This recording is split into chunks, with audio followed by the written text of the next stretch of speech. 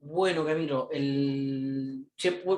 no sé bien qué pasó, pero estuve desde las 5 tratando de entrar y como que me aparecía el símbolo de estar cargando el link y costó un mundo entrar. De hecho, después vi tu correo y dije, claro, Camilo debe estar como en las mismas.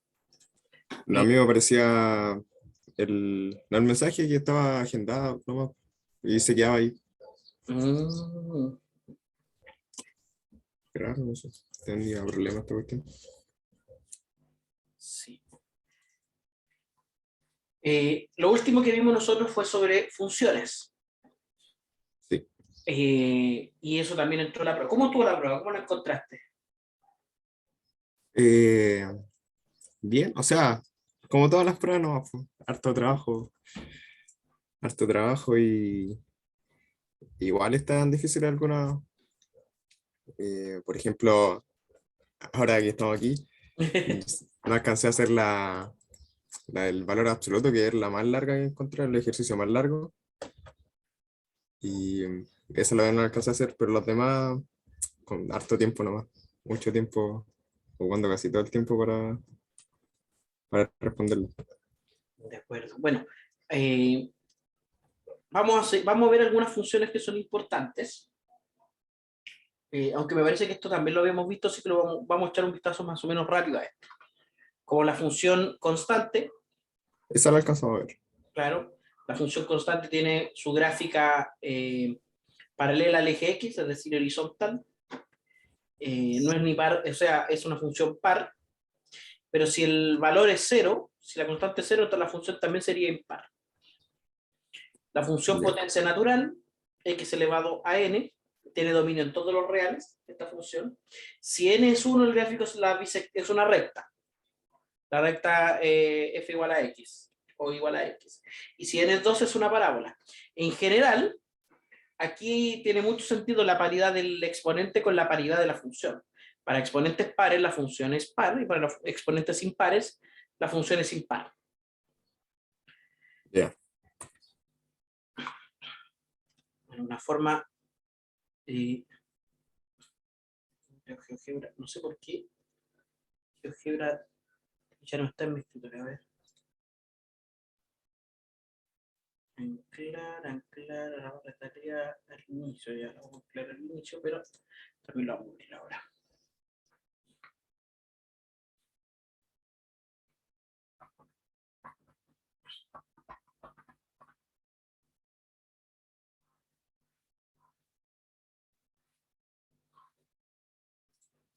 Entonces, para un exponente impar, por ejemplo, x elevado a 5, la función va a ser impar.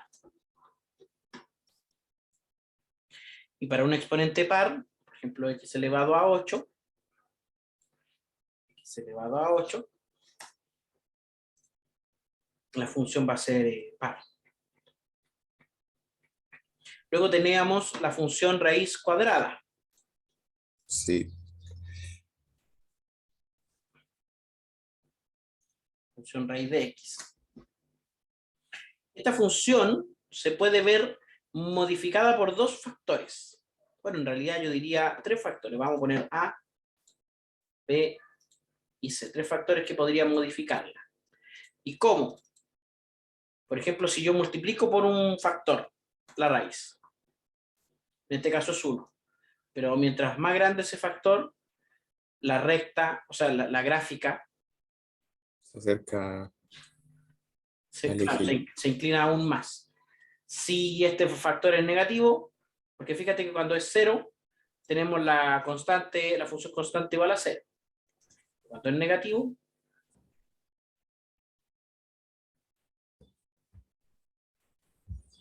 el otro factor que podría ser importante aquí es si yo le sumo un factor dentro de la raíz, x más b en este caso. Lo que hace, fíjate, es mover la gráfica Mm, de forma horizontal. Y si a esto le sumo el c, ¿qué crees que va a pasar con la gráfica? ¿Qué hará el c? eh, el C Se le suma el c después.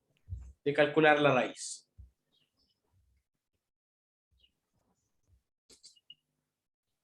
Usted, o no sé. O sea, que tengo una idea, sería más.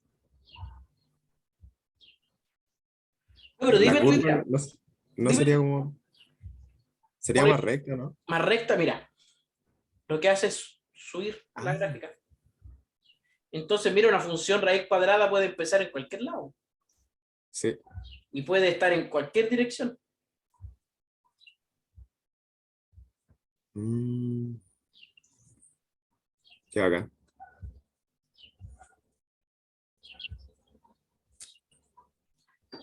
¿Qué características tiene la función raíz cuadrada? La continuidad.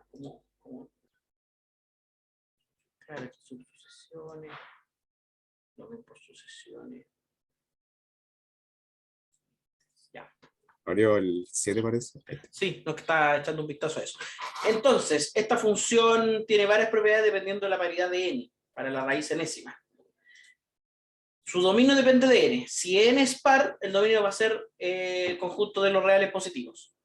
Si n es impar, van a ser todos los reales. Es decir, aquí, si en vez de la raíz cuadrada yo tengo, por ejemplo, x más b elevado a un tercio en vez de a un medio, Se va- a un tercio, ya es otra la función. Y es la raíz cúbica. Claro. Entonces podemos hacer que esta función sea par, sea impar. Y ahí sus dominios van a ser todos los reales porque se puede calcular la raíz cúbica de cualquier número real. Las raíces de exponente par no se pueden calcular para todos los números reales. Claro. Mm,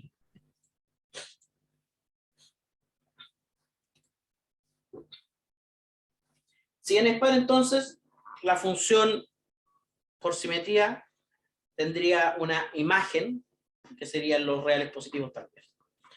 Tercera o cuarta función importante, la función cajón o parte entera, que está definida por este símbolo, la cajita, el máximo entero que es menor que x.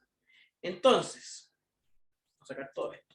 Si queremos calcular la imagen del 4,49, ¿cuál sería su imagen? ¿Cuál es El, el mayor entero menor que 4,49? el 4. El 4. Y también el 4 para todos los que están en este segmento, en este intervalo. Claro. Para los que Porque, están entre 3 y 4 serían todos estos números. Para los que están entre 2 y 3, entre 1 y 2, entre 0 y 1, entre menos 1 y 0, etc. Es una función escalonada, una mm, función parte entera. Sus ceros son todos los reales que están en el intervalo 0,1.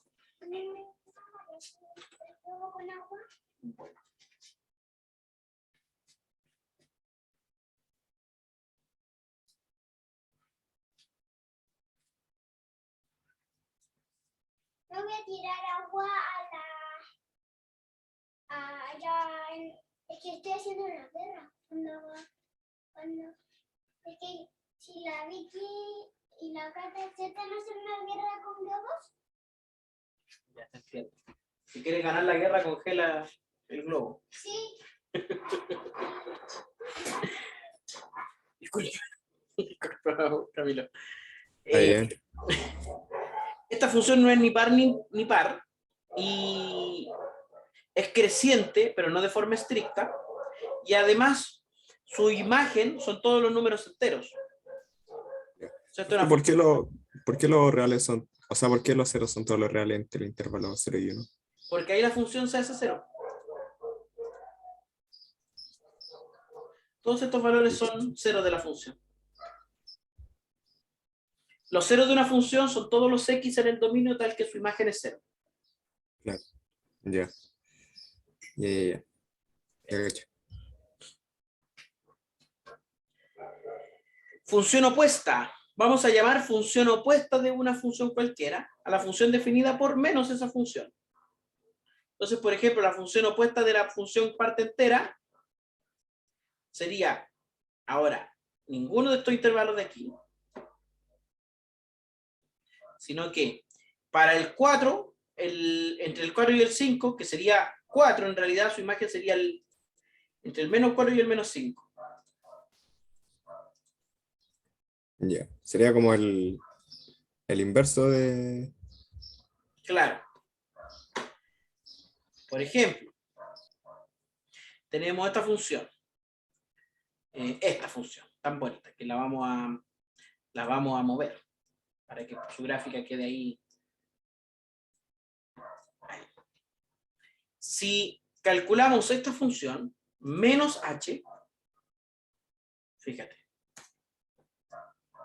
esa sería la función menos h. Una función y su opuesto tienen los mismos ceros y son simétricas respecto al eje x. Sí.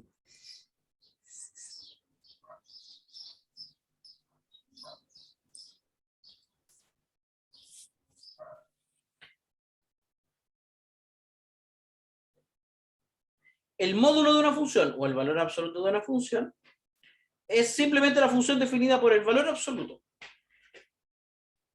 El gráfico de esta función se puede obtener bien fácil si uno conoce el gráfico de la función normal.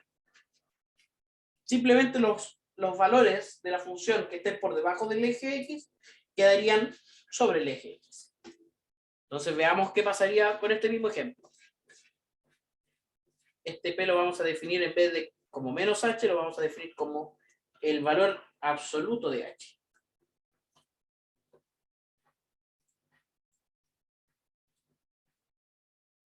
H, el valor absoluto de h. Ya. Y ahí voy a hablar de nuevo del tema de la aproximación mediante una recta. Fíjate que aquí, en el 0, la función h sí es aproximable mediante una recta. Si yo me acerco lo suficiente, pero la función valor absoluto de h, no. Se forma un. Sí. Bueno, tú estuviste en cálculo el semestre pasado, ¿cierto? Sí. ¿Te suena por qué yo hablo tanto del tema de la aproximación mediante una recta? No, no la verdad. ¿No se te ocurre por qué? Una Aproximación. función, si una función es aproximable mediante una recta en un punto particular, entonces es derivable. Mm, La definición de diferenciabilidad se puede entender como si es o no aproximable. claro. Entonces, esta función p en ese punto no es aproximable, entonces en ese punto no es derivable. La función h en ese punto sí es aproximable, Por entonces lo tanto, se es puede derivable. derivar. Es derivable. Ah, Una restricción de una función. Si una restricción simplemente es cortar la función, definirla a partir de un subconjunto. Solamente eso.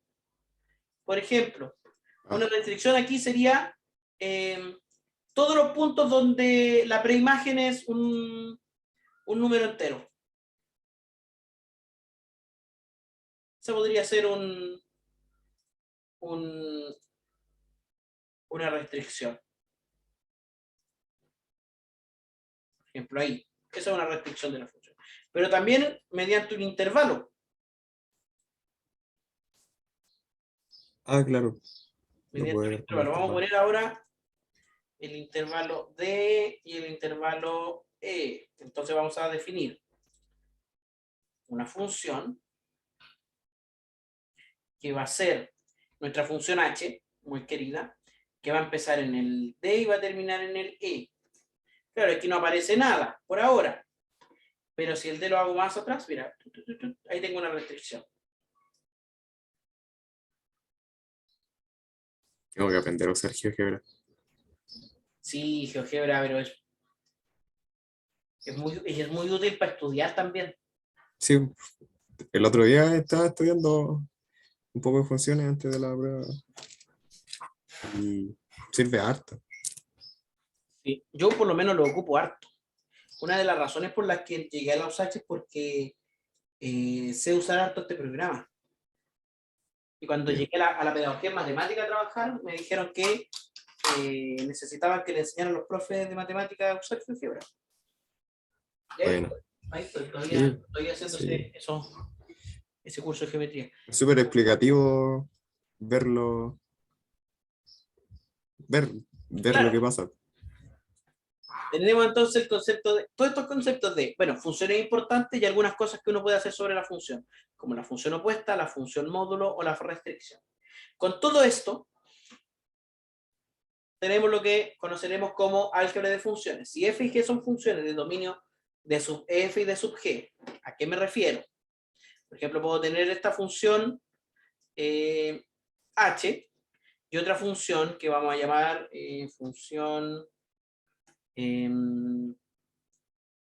vamos a poner x cuadrado menos 3x más 1, pero va a empezar en el menos 1 y va a terminar en el 3. El dominio de cada una de las funciones es distinto. Entonces, si yo voy a hacer álgebra con estas funciones, lo que voy a tener, el dominio de la función va a ser la intersección de los dominios. La intersección. Claro, en este caso,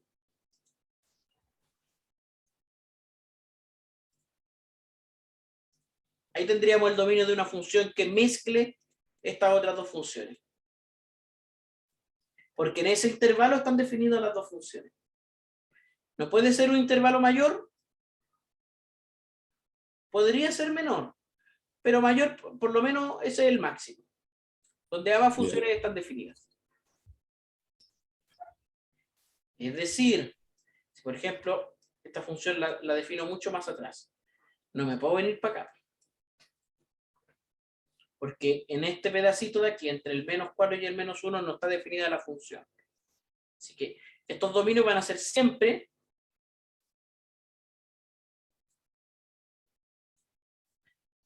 la intersección del dominio de f y del dominio de g.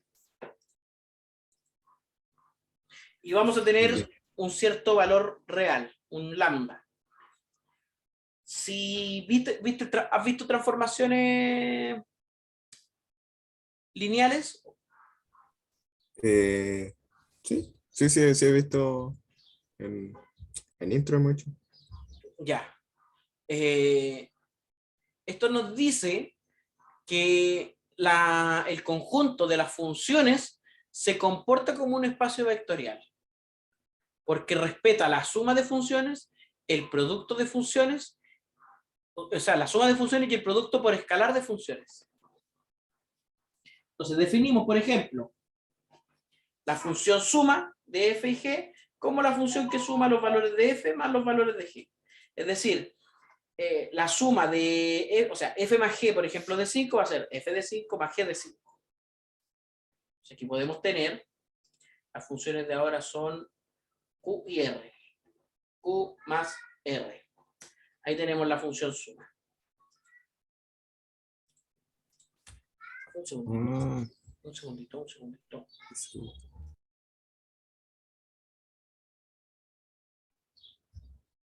Ya. Eso con respecto al X. Todo.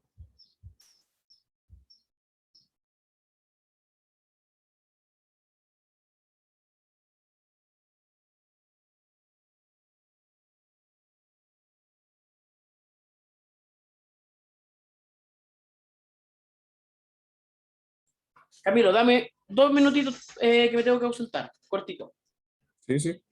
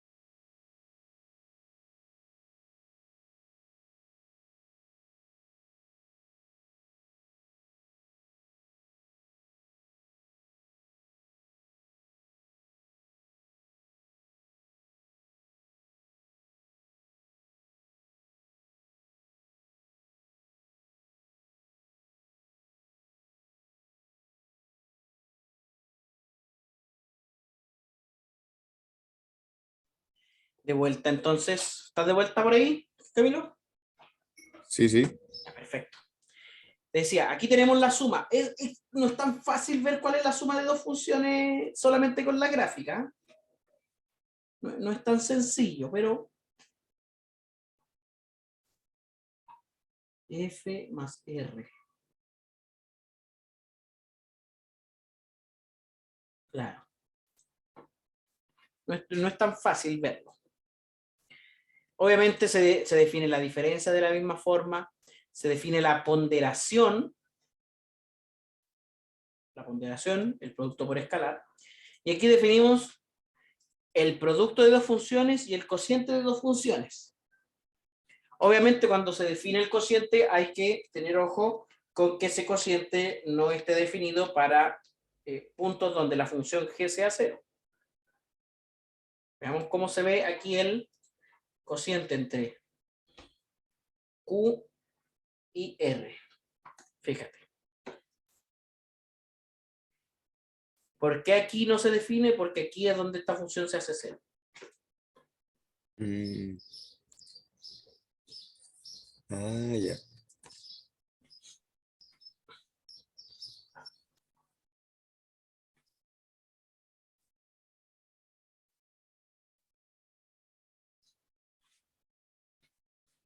Fíjate que el cociente se cruza con la recta, con la función que está en el denominador, cuando la función que está en el numerador es igual a 1, que sería aquí y aquí. Y ahí se cruzan. ¿Cómo, cómo? La función cociente, que en este caso es la recta verde, Sí, cruza con la función numerador, en este caso es la recta azul, que esta es Q, sí. el numerador, cuando la función denominador, que es R, es igual a 1. Aquí se cruza, aquí también es igual a 1, se cruza. Ah,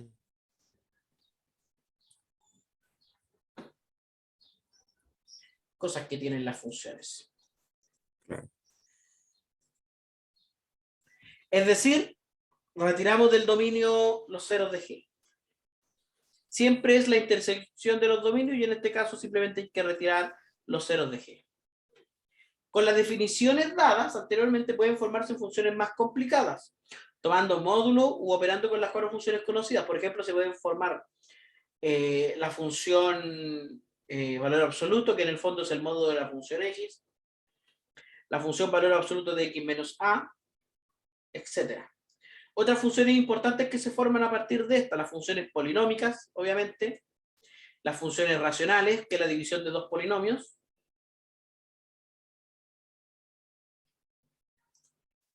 funciones que son importantes. ¿Qué concepto debemos conocer o tener presente respecto a las funciones? El primero, cuando una función es inyectiva. ¿Qué significa que una función sea inyectiva? Que todo el dominio tiene solamente un único elemento en el recorrido. Ya. Es decir, que si, por ejemplo, en la función está el 2,2, por acá no esté algún punto cuya imagen también sea el 2. Entonces, por ejemplo, la función R no es inyectiva. Claro, porque en el 3 y en el 0 tienen la... Exacto. En cambio, la función Q o la función H sí lo es. Sí lo es. Es inyectiva. Mm. La función x elevado a 8 no es inyectiva. ¿Cómo puedo saber gráficamente si una función es inyectiva? Punto. Simplemente con una recta que horizontal al eje X. Si esa recta en algún punto cruza la función en 2 veces, entonces la función no es inyectiva. Y una función puede ser par e inyectiva. No, Ya. es una, o sea, es una buena precisión. Si la función es par, entonces no es inyectiva. Ya. Precisamente porque hay dos valores de x que tienen la misma imagen, que son x menos x. En cambio, las funciones impares son todas inyectivas. ¿o no? Claro, porque no. Debería hacerlo si es impar. Hay un ejemplo que O se me está sea, escapando entonces. Hay una función, entonces, hay una función que es impar, pero que no es inyectiva. es que eso le voy a decir. Si es que en todo su dominio era impar, no. Pero si en alguna parte puede ser par, sí. Porque una función puede ser par e impar, ¿o no? No. O es par o Delante es dijo eso, impar. ¿no? Dijo delante que podía ser. Ah, ¿hay una función que es par e impar al mismo tiempo? ¿Existe? Ah, no. ¿Cómo que no? Sí. Pero es que ahora me confundí. A ver. Voy a subir aquí hasta llegar a un tipo de función que se llama función constante. Cuando es igual a 0, también sería Ah, impar. claro.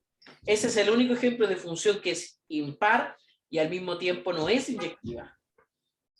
Ya. Ya. Me parece que es el único. Todos los demás serían funciones que se componen a partir de esa. Ya. O funciones que se obtienen a partir de esa función con alguna operación algebraica. Una función es epiyectiva si para cada elemento del recorrido existe un elemento en el dominio. En otras palabras, la imagen de f es todo su recorrido. Por ejemplo, esta función tampoco es epiyectiva, porque no tiene imagen en los negativos. Y el recorrido Son los reales positivos nomás. son En cambio, esta función sí es epiyectiva. que son todos los reales y todos tienen una imagen. Pregunta, ¿todas las funciones inyectivas son epiyectivas? No necesariamente ¿Me podrías dar un ejemplo de una función que es inyectiva, pero que no es epiyectiva? una inyectiva y no es biyectiva.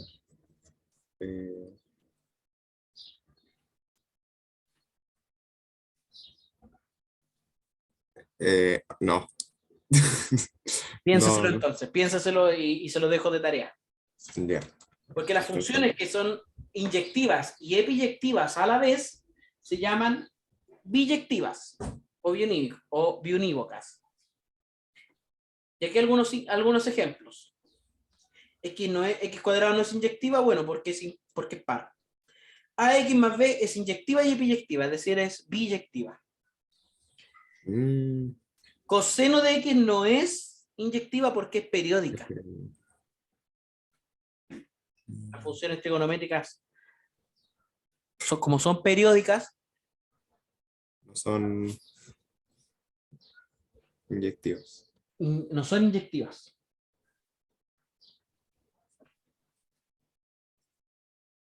¿Ya? Por último, la función inversa de una función. Una función inversa, que generalmente se denota con la expresión f a la menos 1, es una función tal que, bueno, va desde b hasta a, es decir, al revés, para cada x existente en a y cada f de x igual a y, se define como f a la menos 1 de y igual a x. ¿Qué quiere decir esto? Por ejemplo, tenemos esta función.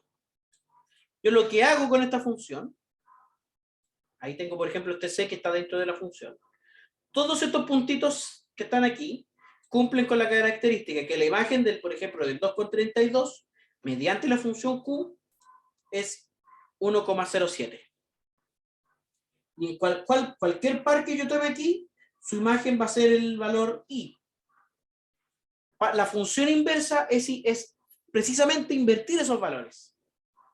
Voy a generar un c, un punto O c a menos 1. al ponerle el valor de la X. Claro. Voy a ponerle ahora un valor, un punto x, y los voy a poner así. Voy a tomar el i del valor c, del punto c, lo voy a poner como valor x, y el valor y va a ser el x del c. Y mire, me genera este puntito.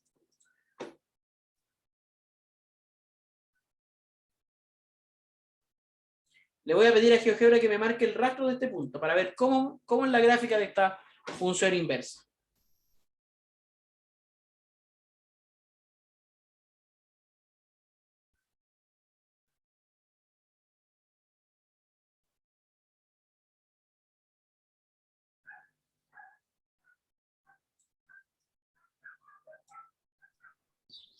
¿Te fijas?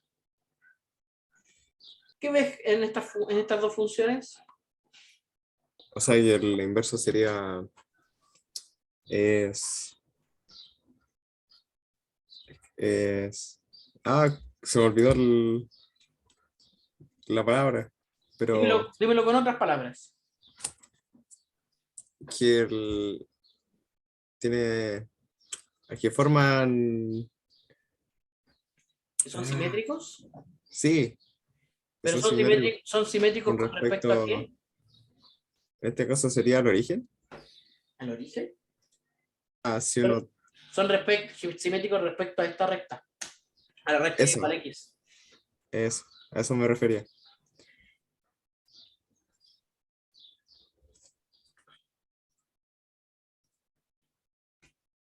Ya, vamos a sacar ahora esta función. Vamos a poner, por ejemplo, la función coseno. Pero la vamos a poner definida en un intervalo.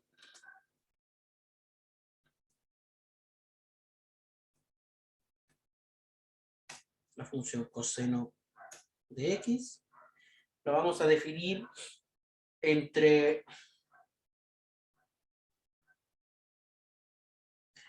0 y 2pi. En realidad me sirve entre 0 y pi. Ese pedacito. La función inversa de la función coseno es la función arco coseno. O sea, el ángulo cuyo coseno es tanto. Claro, Que en la calculadora científica lo puedes encontrar como coseno a la menos 1. Entonces no hay que confundir esta expresión nunca.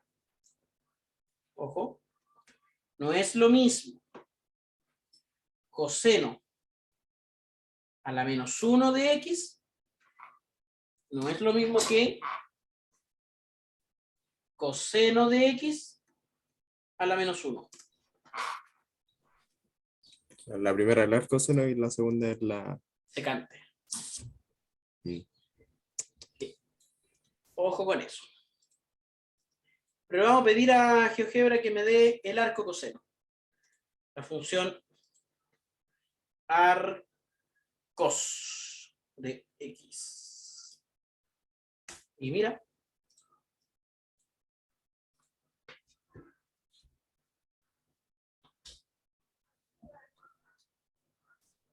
Entonces, pero esto sucede con todas las funciones que son periódicas.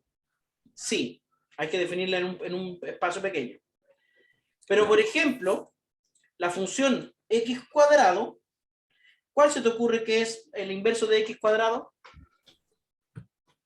El inverso, La operación inversa a elevar a algo a 2. mm, la raíz cuadrada. Exacto. Es de x. Entonces, esta función hay que definirla en el mismo dominio que el otro. Es decir, Claro. función x cuadrado entre 0 y le vamos a poner el 100. Y ahí sí son simétricas. ¿Sabías tú que es posible calcular el área entre estas dos funciones? ¿Esta pequeña área? ¿Cómo? ¿Sabías tú que es posible calcular el área que se da entre estas dos funciones? O sea, de cualquier función, ¿o no? En Sí, general, cuando se queda el área. bajo una curva. Pero me pregunta cómo, no me acuerdo. No, lo vamos a ver en cálculo 2. Ah, ya. Entonces, generalmente se utiliza f a la menos 1 de x. Si f es una función real, para determinar su inversa se despeja la variable x de la misma forma que cuando uno determina el recorrido de una función. F a la menos 1 no siempre funciona. ¿Qué condiciones debe tener f para que su inversa sea una función? No sé. O sea, no siempre, no siempre va a tener una función inversa una función. No, o sea, siempre existe una expresión que podríamos entender como la inversa, pero esta expresión no necesariamente es función. Porque para que sea función tiene que tener ciertas características, que es que el dominio esté totalmente utilizado y cada elemento del dominio tenga solo un elemento en el recorrido. Ya. Entonces, si tuviéramos una función que no tiene esas características, o sea, que la Inversa inversa no no es tuviese función. esas características, ¿Mm? pero si lo acotamos, sería, Muy bien. Se podría acotar. Entonces, para saber cómo acotar, primero tengo que saber qué tipo de función tiene una inversa que también es función. ya. Le dejo de tarea pensar en esas cosas. Igual más era la otra tarea, se me olvidó. La otra, ¿cuál era? Era, O sea, no lo anotaste. Pucha, ¿cómo soy? no sé qué es, estoy muy, no sé, al tiro al otro tema, pues. Ya. Bueno, Pero ahí me voy a acordar, sí, eh, tengo buena memoria. ya pues Camilo, sería nuestro recorrido por las funciones. Próxima clase nos vamos a meter a los límites y la continuidad. Ya. ¿Ya? Quiero darle una visión un poquito más profunda de eso. Límite y continuidad va a ser lo que va a entrar en la PEP 2. ¿Cuándo lo vamos a tener? Todavía no nos han dado el calendario de evaluaciones. Ah, ya. Yo creo que va a Todavía. ser la primera o segunda semana de enero. Y la otra sería, qué terrible. Ya no importa. Los sachitas. Chachita por siempre en nuestros corazones. Chao, profe, que esté bien. Chao, cuídate, un abrazo.